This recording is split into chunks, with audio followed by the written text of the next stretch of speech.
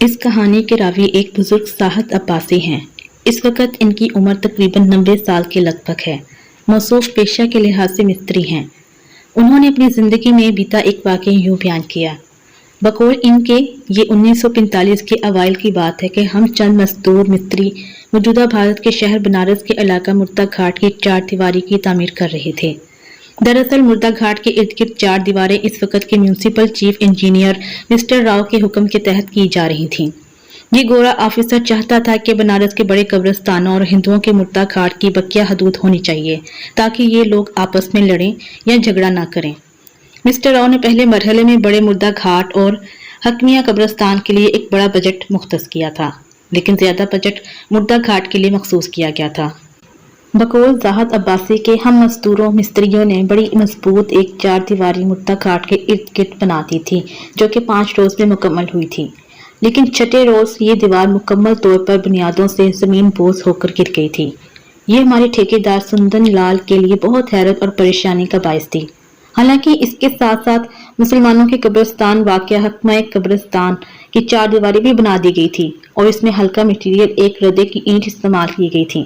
وہ اپنی جگہ پر قائم تھی، لیکن مردہ گھاٹ کے مضبوط اور 2 ردے والی اعلیٰ مٹیریل سے بننے والی دیوار کیسے گر گئی؟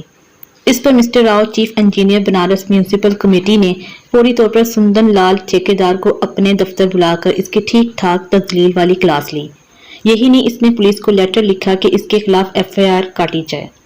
ٹھیکیدار سندن لال نے عاجزی سے ہاتھ جوڑتے ہوئے کہا، سر میں نے تو اس مردہ گھاٹ کی 4 دیواری کی تعمیر کے لیے اعلیٰ مٹیریل 2 ردے کی مضبوط دیوار بنائی ہے، لیکن میری سمجھ میں یہ نہیں آ رہا کہ یہ دیوار کیسے گر گئی۔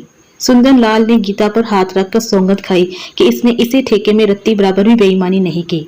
بہرحال مسٹر راؤ نے اسے سختی سے کہا کہ اس دیوار کو تم دوبارہ اپنی جیب سے تعمیر کرو، ورنہ میں تمہیں سرکاری ٹھیکیداری فہرست سے خارج کر دوں گا۔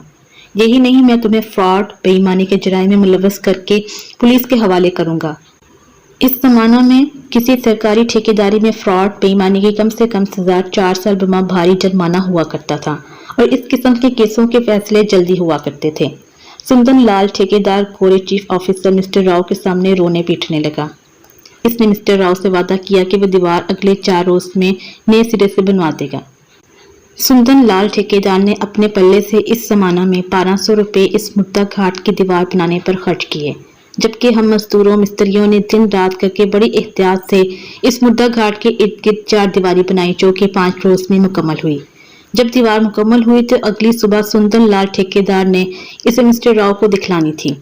وہ اپنے طور پر بہت خوش تھا کہ اس کی کارکردگی کو دیکھ کر مسٹر راؤ بہت خوش ہوگا، لیکن بدقسمتی سے اس کی خوش اطمینانی اس وقت رائگاں ہو گئی جب اسے علی صبح یہ اطلاع دی گئی کہ مردہ گھاٹ میں نئے سرے سے بنائی جانے والی دیوار پھر سے زمین بوس ہو گئی ہے۔ سندن لال یہ خبر سن کر سکتے میں آ گیا۔ وہ یکدم دھڑام سے زمین پر آ گرا اور غالباً ہارٹ فیل ہونے کی وجہ سے مر گیا۔ حالانکہ سندن لال ایک تجربہ کار اور پرانا ماہر تعمیر ٹھیکیدار اور مستری تھا، اس کا یہ پیشہ ابائی تھا۔ چیف انجینئر مسٹر راؤ نے فوری طور پر اس مردہ گھاٹ میں گری دیوار کا معائنہ کیا۔ اس کے ساتھ شہر کے چند ماہر تعمیرات بھی تھے، جن میں مہولی رام بھی شامل تھا۔ یہ ایک مہنگا ٹھیکیدار تھا۔ اسے مسٹر راؤ نے خصوصی طور پر مردہ گھاٹ کی دوبارہ گرنے والی دیوار کا اصل سبب سمجھنے کے لیے بلایا تھا۔ مہولی رام نے مردہ گھاٹ کا تفصیلی طور پر کافی دیر تک معائنہ کیا تھا۔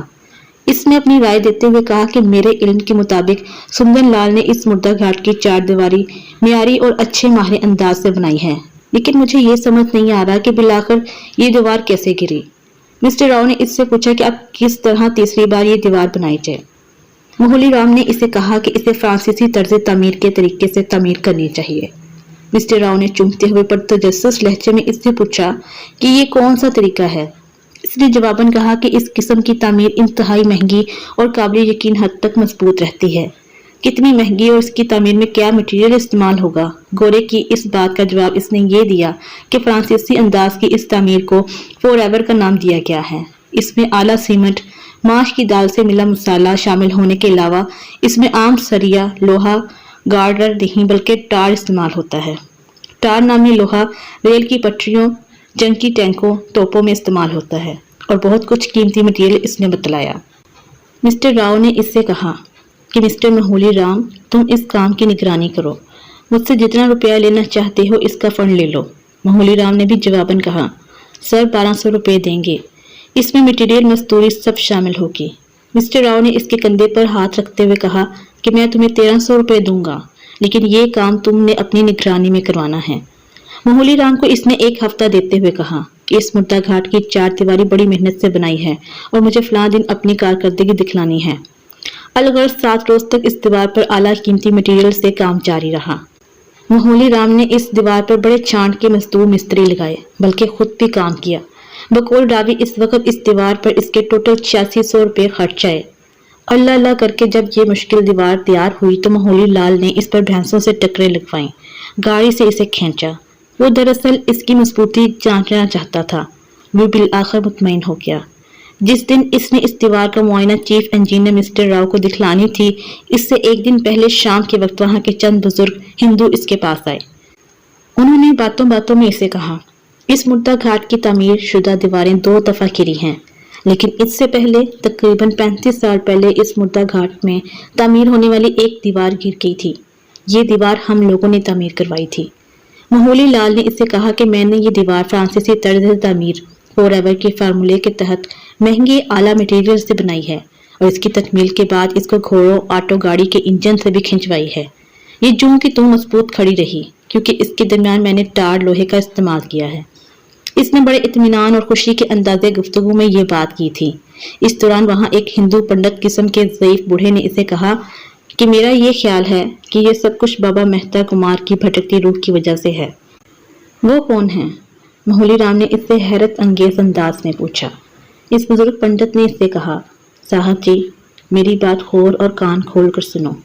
مہتا کمار کوئی معمولی بابا نہ تھا، وہ کیسے اہم اور غیر معمولی شخص تھا۔ اس بوڑھے نے بتلایا کہ میں نے اپنے دادا سے سنا تھا کہ بابا مہتا کمار ایک گم ذہن سائیں قسم کا انسان تھا، اور یہ ہردیوار ہندوؤں کے مقدس شہر سے آیا تھا، اور یہ اس مردہ گھاٹ کے آخری چھور کے ایک تھڑے پر بیٹھا رہتا تھا۔ اس کی مقامی ہندو اور کچھ مسلمان بہت تعظیم کیا کرتے تھے، اور یہی لوگ اسے کچھ نہ کچھ کھانے کو دے دیتے تھے۔ سخت سردی یا کڑکتی دھوپ میں بھی وہ اپنی جگہ سے نہ ہلتا تھا۔ اس کا حلیہ بالکل سادھوں کی طرح تھا، بڑے بڑے تیل سے محروم خشک بال، لمبا چوگا، بڑے بڑے میل سے اٹے ناخن۔ کچھ لوگ اسے دماغی کمزور پاگل کہتے تھے۔ اس کے خلاف ایک مقامی طبقہ تھا، وہ اسے مختلف انداز سے تنگ کیا کرتا تھا۔ سنا ہے کہ ایک دن اسے اسی مردہ گھاٹ میں کسی نامعلوم گروہ نے شدید تشدد کر کے مار دیا تھا۔ اس کی لاش اسی مردہ گھاٹ میں ملی تھی۔ اس کے بہت عرصے بعد یہاں کے چند سرکردہ مقامی ہندوؤں نے اسی مردہ گھاٹ کی 4 دیواری تعمیر کرنے کی کوشش کی تھی، مگر وہ 4 دیواری گر گئی۔